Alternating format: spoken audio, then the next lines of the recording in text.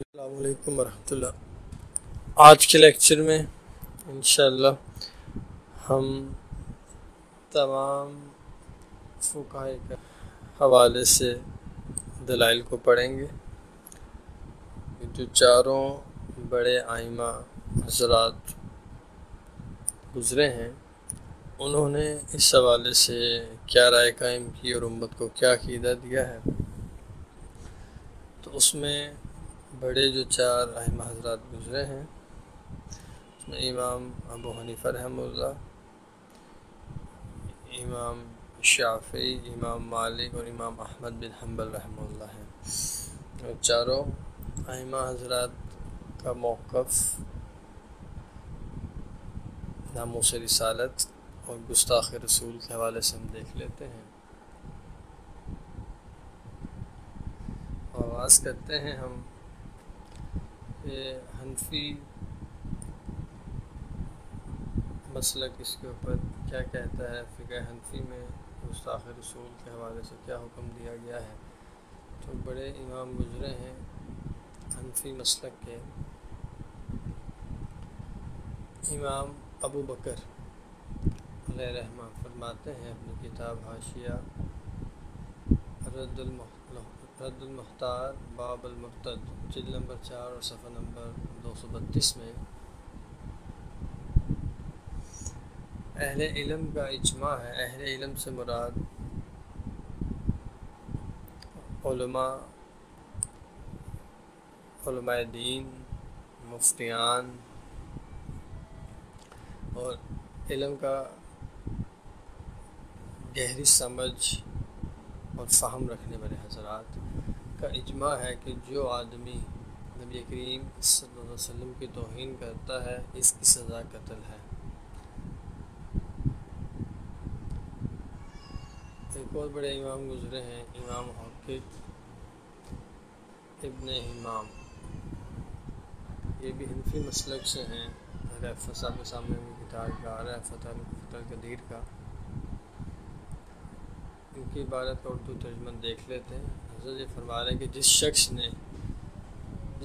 نے بھی آپ صلی اللہ علیہ وسلم سے دلی طور پر بغض رکھا وہ مرتد ہو جاتا ہے۔ تو جو گالی دے گا وہ تو بالاولیٰ مرتد ہو جائے گا، اور پھر ایسا شخص ہمارے نزدیک بطور حد قتل کیا جائے گا، اور قتل کے بارے میں اس کی کوئی توبہ قبول نہیں ہوگی، اگرچہ حالت نشہ میں کلمہ گستاخی بقا ہو، جب بھی معافی نہیں دی جائے گی، اس کی معافی قابل قبول نہیں ہوگی۔ امام محقق رحمہ اللہ کی جو عبارت ہے آپ کے سامنے واضح طور پہ بیان ہو گئی اور کلیئر ہو گیا ہمارے سامنے کہ وہ فرماتے کہ اگر کوئی شخص وہ نشے کی حالت میں بھی گستاخی کر دے تو بھی اس کو معافی نہیں دی جائے گی، اس کی توبہ قبول نہیں ہوگی، اس کو بطور حد قتل کیا جائے گا۔ اب اس کو کچھ سمجھنا ہو تو آپ ایسے سمجھ سکتے ہیں مثال سے کہ اگر کوئی شخص نشے کی حالت میں کسی کو قتل کر دے، نشے کی حالت میں کسی کو گاڑی کے نیچے دے دے، نشے کی حالت میں کوئی ایسا جرم کر دے تو کیا اسے معاف کیا جاتا ہے؟ نہیں، بلکہ اس کی سزا دوہری ہو جاتی ہے۔ ایک بھئی نشہ کیا ہوا ہے، یہ بھی جرم ہے، اخلاقی جرم ہے۔ دوسرا نشے کی حالت میں آپ نے نقصان پہنچایا تو وہ بھی آپ نے جرم کیا، کسی کو قتل کیا تو وہ بھی جرم کیا، تو اس کی سزا تو دوہری ہونی چاہیے، ڈبل ہونی چاہیے کہ اس نے دو جرم کیے۔ اسی طریقے سے امام الانبیاء کی شان میں گستاخی اگر نشے کی حالت میں بھی کی جائے تب بھی اس کی سزا موت ہے، اس کی سزا قتل ہے، اور اس کی معافی قابل قبول نہیں ہے۔ اب ہم دیکھ لیتے ہیں اس کے اوپر جو فقہ مالکی ہے ان کا کیا عقیدہ ہے اور وہ اس حوالے سے کیا فرماتے ہیں۔ امام محمد ابن سہنون مالکی رحمہ اللہ فرماتے ہیں، جس کو منشن کیا گیا الصارم المسلول جلد نمبر 2 صفحہ نمبر 16 پہ، کہ امت کا اجماع ہے کہ نبی کریم صلی اللہ علیہ وسلم کو گالی دینے والا اور آپ کی توہین کرنے والا کافر ہے، اور ایسے شخص سے متعلق قرآن کریم میں سخت عذاب کی وعید آئی ہے، اور امت مسلمہ کے نزدیک ایسے شخص کا حکم قتل ہے، اور جو اس کے عذاب اور کفر میں شک کرتا ہے وہ بھی کافر ہو جاتا ہے۔ مطلب جس نے گستاخی کیا امام الانبیاء کی شان میں توہین کی ہے، ایسا شخص کافر ہے، اس کا اسلام سے کوئی تعلق نہیں ہے، چاہے اس کا نام مسلمانوں والا ہو، چاہے وہ خود کو مسلمان کہتا ہو، چاہے اس کے ظاہری اعمال مسلمانوں والے ہوں، چاہے ظاہری حلیہ مسلمانوں والا ہو، لیکن گستاخی کرنے والا کافر ہو جاتا ہے، اسلام سے خارج ہو جاتا ہے، اور اس کے متعلق قرآن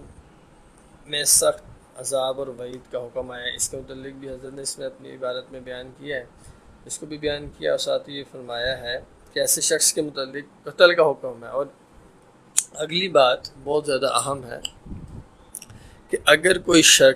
کوئی مسلمان گستاخ رسول کی سزا میں اور اس کے کفر میں شک کرتا ہے تو شک کرنے والا بھی کافر ہو جاتا ہے، کیونکہ اس کا کفر بھی ثابت ہے قرآن سے، اس کی سزا بھی ثابت ہے قرآن سے، سزا میں شک کرنا بھی کفر، اس کے کفر میں شک کرنا بھی کفر ہے۔ بہت زیادہ محتاط ہو کے ہمیں اس حوالے سے گفتگو کرنی چاہیے، رائے قائم کرنی چاہیے، کیونکہ میڈیا پکچر جو دکھاتا ہے وہ کچھ اور ہوتی ہے اور حقیقت اس کی کچھ اور ہوتی ہے، تو اس لیے فوراً جذباتی ہو کے رائے قائم نہیں کرنی چاہیے کسی بھی معاملے، کسی بھی مسئلے یا کسی بھی ایشو کے اوپر، خاص طور پہ جس کا تعلق حرمت رسول، ختم نبوت، ناموس رسالت سے ہو۔ اب ہم دیکھ لیتے ہیں کہ حنفی مسلک جو ہے، حنبلی مسلک جو ہے، اس کی کیا رائے ہے اس حوالے سے۔ تو امام احمد بن حنبل رحمہ اللہ حضرت فرماتے ہیں، حضرت کی عبارت جو ہے عربی کی عبارت کا اردو ترجمہ ہم کر لیتے ہیں۔ امام احمد رحمۃ اللہ علیہ فرماتے ہیں کہ نبی کریم صلی اللہ علیہ وسلم کو گالی دینے والے کی توبہ قابل قبول نہیں کی جائے گی، اور اسی طرح جس نے کسی نبی یا اس کی ماں پر تہمت لگائی کیونکہ اس کے باعث شان نبوت مجروح ہوتی اور پیغمبر کی مذمت کا پہلو نکلتا ہے، جو کہ موجب کفر ہے۔ حضرت فرماتے ہیں جس نے گالی دی ہے امام الانبیاء کو، اس کی توبہ قبول نہیں ہے۔ توبہ قبول نہیں ہے مطلب اس کو قتل کیا جائے گا، اس کو بطور حد اس کو قتل کیا جائے گا، اس سزا دی جائے گی۔ اب فقہ شافعی میں ہم دیکھ لیتے ہیں کہ ان کا کیا مذہب ہے۔ عربی کی عبارت آپ کے سامنے، اور فتح الباری شرح صحیح بخاری جلد نمبر 12 صفحہ نمبر 281،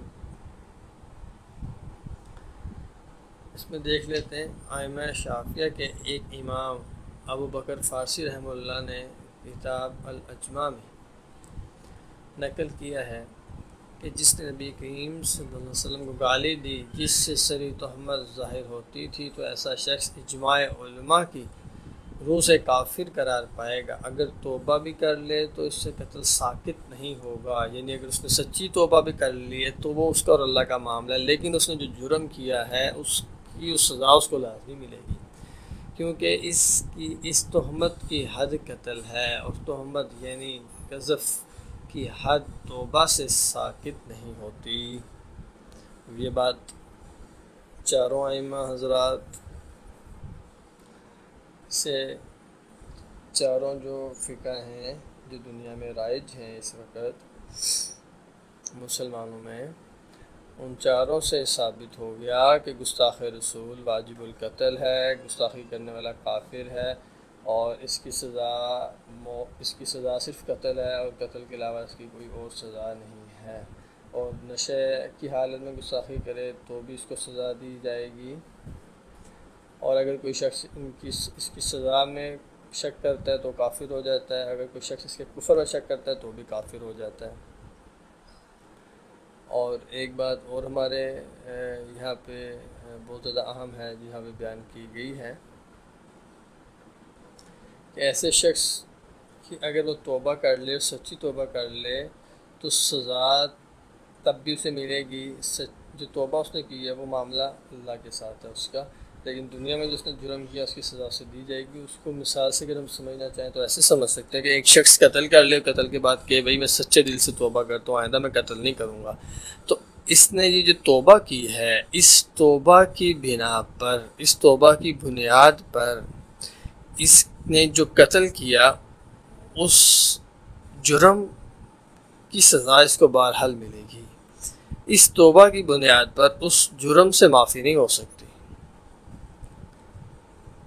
اسی طریقے سے جس نے گستاخی کر لی تو وہ جو گستاخی کر لی، وہ جو جرم کر لیا، اس کی سزا تو ملنی ہے بعد میں، چاہے اس نے سچی توبہ کی ہے، وہ اللہ کے ساتھ اس کا معاملہ ہے۔ تو یہ جو جرم کر لیا اس کی سزا بہرحال اس کو دی جائے گی۔ خلاصہ کلام علامہ ابن تیمیہ رحمہ اللہ لکھتے ہیں، حضرت کی کتاب ہے بڑی مشہور و معروف الصارم المسلول کی جلد نمبر 2 صفحہ نمبر 16 پہ حضرت دیکھتے ہیں کہ بے شک حضور صلی اللہ علیہ وسلم کی گستاخی کرنے والا، کو سب و شتم کرنے والا، اگرچہ مسلمان ہی کہلاتا ہو، یعنی کہ وہ خود کو مسلمان کہتا ہو، نام چاہے اس کا مسلمانوں والا ہو، افعال اس کے چاہے مسلمانوں والے ہوں، لیکن گستاخی کی، غلط الفاظ کا استعمال کیا تو وہ کافر ہو جائے گا، اور ائمہ اربعہ اور دیگر کے نزدیک اسے بلا اختلاف قتل کیا جائے گا۔ اب یہ خلاصہ کلام آپ کے سامنے عرض کر دیا۔ تمام جتنے بھی ائمہ حضرات ہیں ان کے عقیدہ جو بیان کیا اور اس سے ثابت ہوا کہ جو گستاخ رسول ہے وہ واجب